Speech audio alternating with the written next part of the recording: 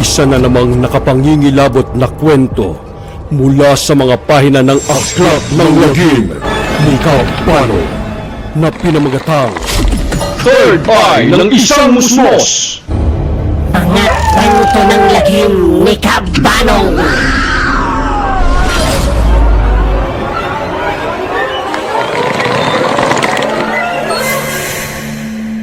Ang kwento natin ngayong araw na ito ay mula sa isang email sender natin. Ipinadala niya ang kwento niya sa aklatnanglagim2021@gmail.com. Tungkol ito sa pagkakaroon niya ng third eye. At narito ang kanyang kwento. Magandang araw, Kabanong. Sana ay mabasa niyo ang email kong ito. Madalas na ako nakasubaybay sa mga kwento ninyo. At nung nalaman ko na pwede palang mag-email sa inyo, ay hindi na po ako nag-aksaya ng panahon para isend ko sa inyo ang kakaibang kwento ko. Pakitago nyo na lang ako sa pangalang Edwin. Sisimulan ko ang aking kwento nung 7 years old pa lang ako. Nakatira kami sa Dasmariñas, Cavite. Doon nakabili ng lupa yung mother ko. Natatandaan ko nung unang punta ko sa lupang binili. Halos ang taas ng talahib. Hindi ko alam kung kaya mataas ito ay dahil maliit pa lang ako noon. May nakikita akong mga tao na nakatayo sa talahiban. Yung iba naman ay nakaupo lang sa lupa. Yung iba, hindi ko masyadong makita dahil natatakpan na sila ng talahib. Di ko matandaan kung ilan silang nakita ko na naroroon. Pero ang isa sa natatandaan ko ay yung usapan ng mother ko at yung may-aring babae. Siguro nasa 50 na yung edad ng may-ari. Matagal na daw yung lupa na yon. Matagal nang binibenta yon, ngunit hindi mabili-bili. Kaya ibinenta na lang ito sa murang halaga. Kaya nakaswerte na daw kami dito. Nag-down payment lang muna ang mother ko ng cash at nagbigay siya ng post-dated check para sa balanse. Makalipas ang ilang linggo ay pinasimulan na ring ipagawa yung bahay namin. Sinasama-sama ako minsan ng mother ko pag bumibisita siya doon sa ginagawang bahay namin. Pero habang tinatabas na nila yung talahib, ay may naaamoy kaming mabaho. Nagtataka yung mga karpintero kung saan nanggagaling yung amoy. Hanggang nung umabot sila sa dulo, doon nila nakita ang isang sako. At nagulat na lang sila nang binuksan nila ito. Halos masuka-suka sila sa nakita. Putol-putol na katawan ng tao ang laman ng sako. Halos inuuod at nabubulok na ito. Naku, pasintado Kabanong sa mga kumakain na taga-subaybay ninyo. Pero kailangan ko kasing isama ito sa kwento ko. At nung makita nga namin kung ano yung laman ng sako, ay agad kami nagpunta sa barangay upang i-report ito sa kanila. Pero parang normal lang sa mga tanod yung nireport namin sa kanila. Tumawag sila sa pulis at agad na pinuntahan yung lote namin. Nagtanong-tanong yung mga pulis sa karpintero namin at ilan sa mga kapitbahay. At ilang sandali pa ay umalis na rin yung mga pulis. Nagtataka yung mother ko at yung mga karpintero namin na parang normal lang sa kanila ang pangyayari. Iniisip na lang daw nila na maaring dahil nga sanay na sila sa mga ganong sitwasyon, kaya simple na lang sa kanila ang ganong pangyayari. Pinauwi na lang muna ng mother ko yung mga karpintero para ituloy na lang kinabukasan yung trabaho. Kinabukasan ay natapos na ang pagtatabas ng talahib at nagsimula na silang magsukat para sa paglalagyan ng poste at naglagyan na rin sila ng pader. Dumating yung mga materyales na gagamitin para dito. Mga hollow blocks, bakal, semento at buhangin. At pumunta kami ng mother ko sa barangay at sa munisipyo para kunin yung in-apply na kaukulang building permit. Nung bumalik kami sa lote nung kinahaponan, nagulat na lang kami nung makita naming nagkakagulo na naman sa tapat ng lote namin. Maraming tao ang nagkukumpulan. Nakita namin yung mga karpintero namin dun sa hinuhukay na lupa para sa Poso Negro.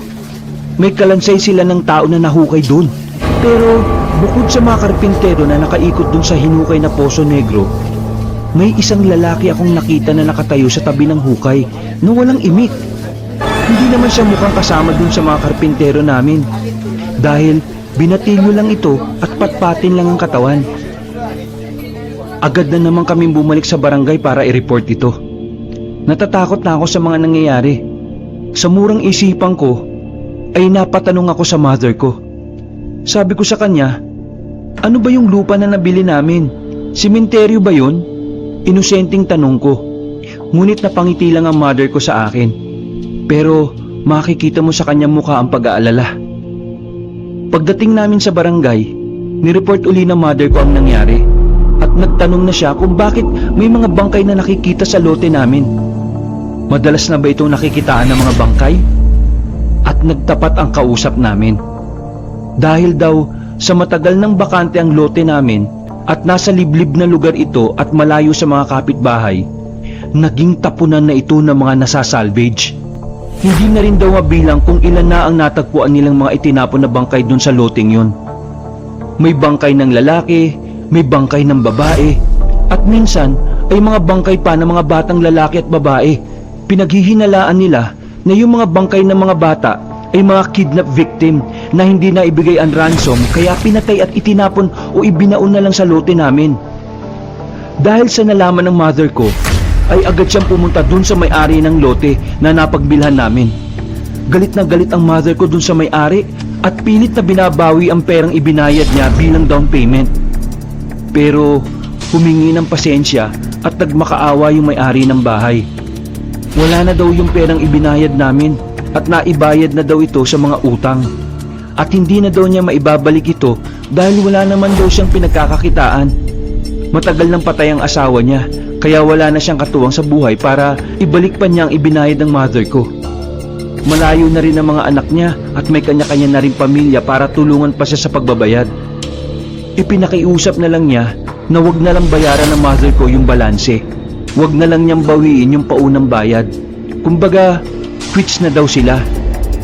Siguro, dahil sa awa ng mother ko dun sa dating may-ari ng lote at maganda naman yung deal na inaalok sa kanya, ay pumayag na rin siya sa pakiusap ng dating may-ari.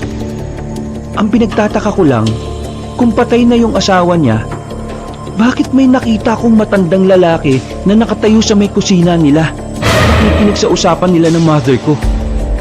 At nagulat ako nung nanlaki ang mga mata ng lalaki nung nakita niya akong nakatingin sa kanya. Lalapitan niya na sana ako pero nagpaalam na ang mother ko. Nagtataka talaga ako. Sa munting isipan ko, itinatanong ko sa sarili ko kung sino yung lalaki sa kusina. At ang pinagtatakan ko pa ay bakit ito nakabarong? Parang suot-suot ng mga lay minister pag nagpupunta kami sa church pag linggo. Ganun ang suot niya. 2 buwan ang lumipas ay natapos nang gawin ang bahay namin. Nakalipat na kagad kami. Maganda yung pagkakagawa ng bahay. Meron itong 3 kwarto. Yung isang kwarto ay ginawang opisina ng mother ko. Yung father ko nga pala ay isang OFW. Kaya kami lang ng mother ko ang nasa bahay. Wala pa akong ibang kapatid ng panahon na yon. Nagkaroon na lang ako ng kapatid nang hindi na bumalik sa abroad ang father ko. Kaya ako lang mag-isa sa kwarto nung time na yon. Ngayon kabanong, unang gabi na namin sa bagong bahay. Pagkatapos namin kumain, ay pumunta na ako sa kwarto ko. Nagulat na lang ako nang biglang bumukas ang TV ko. Hinanap ko yung remote control ng TV. Ang alam ko ay nilagay ko ito sa table ko bago ako lumabas ng kwarto. Pero laking gulat ko kung bakit nasa kama ko na ito nakalagay. Maaga akong natulog ng gabing yun. Siguro dahil sa pagod sa biyahe namin. Galing pa kasi kami sa Novaliches. Doon kami dati nakatira. Kaya sobrang pagod talaga at nakakahilo ang biyahe namin papunta sa Cavite nung lumipat kami.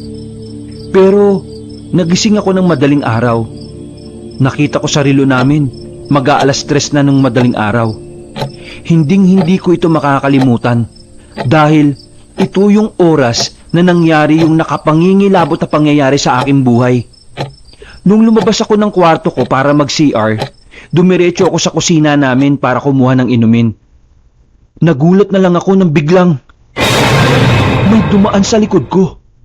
Pagtingin ko, ay isang batang lalaki ang nakita ko. Mga kasing edad ko siguro ito. At dumiretso siya sa kwarto ko. Nagtataka ako kung sino yung batang yun. May bisita ba kaming dumating ng gabing yun? at hindi ko na nakita dahil maaga akong natulog? Pumunta ako sa kwarto ko, Kabanong, at dahan-dahan akong pumasok. Nakita ko siyang nakaupo sa kama ko at nanonood ng TV. At nang makita niya ako, ay humarap siya sa akin at ang sabi ay, "Bata, panood ha. Tagal ko na kasing hindi nakakapanood ng TV." Biglang nagtaasan ng balahibo ko. Hindi ako natakot sa sinabi niya. Natakot ako dahil pagharap niya ay nakita ko nagduguan ang kabilang side ng ulo niya. Nagsisisigaw ako at tumakbo ako sa kwarto ng mother ko. Iyak ako ng iyak, Kabanong. Sinabi ko sa mother ko yung nakita ko. Pero pagpunta namin sa kwarto ko, ay patay ang TV ko at wala na yung batang lalaki na nakita ko. Para tuloy inisip ng mother ko ay niloloko ko siya. Pero dahil sa iyak ako ng iyak, niyakap na lang ako ng mother ko. At sa kwarto na ng mother ko ako natulog ng gabing yon. Kinabukasan, Kabanong, habang nasa garden ng mother ko, naglalaro naman ako dun sa may lamesa sa dining namin. Bigla na lang akong may narinig na boses ng isang lalaki dun sa may sala namin. Dahan-dahan akong pumunta sa may sala at dun ko nakita ang isang lalaki na nakaupo sa sala namin. Puro dugo ang damit niya. Umiiyak siya at nagmamakaawa. Wag! Maawa kayo! Huwag niyo po akong patayin! Maawa po kayo sa akin! Yun ang paulit-ulit niyang sinabi. At bigla na lang siyang nawala. Nagsisisigaw na naman ako. Dali-daling tumakbo ang mother ko sa akin. Tinatanong niya kung anong nangyari sa akin. Di ko na sinabi sa kanya kung ano yung nakita ko. Dahil baka pagalitan na niya ako.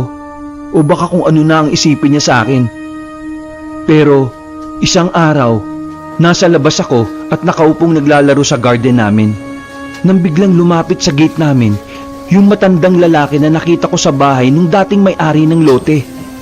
Pero ganun pa rin ang suot niya. Nakabarong pa rin siya, tulad ng suot niya nung unang makita ko siya. At tinawag niya ako. Boy! Boy! Halika. Natatandaan mo ba ako? Opo, dun sa bahay ng dating may-ari. Pwede bang magpatulong sa'yo? Ano po ba yun? Pwede bang magpasama ka sa mami mo na pumunta uli kayo sa bahay namin? May papasabi lang sana ako dun sa asawa ko. Ano po ipapasabi niyo? At sinabi sa akin, Kabanong, ng lalaki, yung mga bagay na nakalimutan niyang sabihin sa asawa niya. Hindi ko alam kung bakit niya pa pinasasabi sa akin yung gusto niyang sabihin sa asawa niya. Samantalang magkasama naman sila sa bahay. Nagtataka man ako, sinabi ko pa rin sa mother ko yung sinabi sa akin ng lalaking nakabarong. Ganun din ang reaksyon ng mother ko. Takang-taka siya at hindi rin siya makapaniwala sa sinabi ko tungkol sa lalaki. Pero sinabi ko na importanteng malaman ito ng asawa ng dating may-ari dahil makakatulong ito sa kanya. Kaya agad na nagpunta kami ng mother ko dun sa bahay ng dating may-ari ng lote namin. Hindi maniwala yung babae dun sa sinabi ko dahil matagal na nga daw patay ang mister niya. May nakita kong litrato ng grupo ng mga kalalakihan na nakadisplay dun sa cabinet sa may sala. Company picture daw yun ng asawa niya. Yun daw ang huling Christmas party picture ng asawa niya sa company nila. At itinuro ko sa grupo ng mga kalalakihang yun ang lalaking nakausap ko kaninang umaga. Laking gulat ng babae dahil yun nga daw yung lalaking itinuro ko sa picture ang asawa niya. Kaya medyo naniwala na sila sa akin at tinanong niya kung ano ba daw yung sinabi ng asawa niya sa akin. Pinapapunta siya sa kwarto nila at doon daw sa pinakaibabaw ng aparador nila ay may isang maliit na blue box na nakatago doon. At dali-dali kaming pumunta sa kwarto ng babae para tingnan kung totoo nga na may blue box na nakatago. At sa pangingilabot niya, mayroon ng blue box na nakatago doon. At hindi niya alam na may nakatagong kahon doon sa ibabaw ng aparador nila. Sinabi ko na sa loob nito ay may ATM card na nakasulat sa papel ang PIN number nito. Meron daw perang naipon ng asawa niyang lalaki sa ATM na yon. At malaki ang may tutulong nito para sa mga bayarin at makapagsimula ang asawa niyang babae ng isang maliit na negosyo. At pagbukas nga ng babae ng box, ay nakita niya ang ATM card at isang papel kung saan nakasulat doon yung PIN code ng ATM card. Tuwang-tuwa at nayakap ako ng babae sa nakuha niya. Pasalamat siya ng pasalamat sa akin. At lalo siyang naiyak nang sabihin ko sa kanya na nasa paligid lang yung asawa niyang lalaki at binabantayan siya.